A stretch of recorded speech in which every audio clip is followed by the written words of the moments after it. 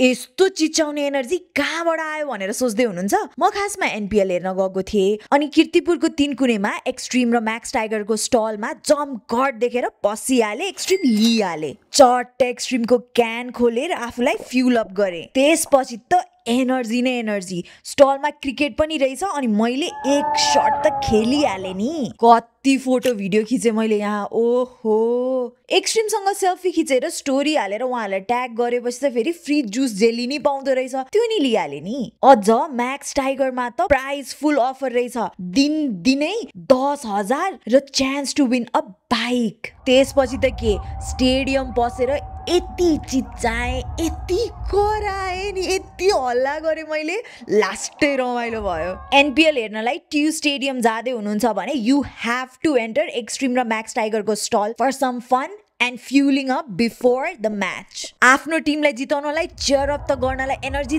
चाहिहाल्यो नि, होइन त? अनि फलो फर मोर खानेकुरा।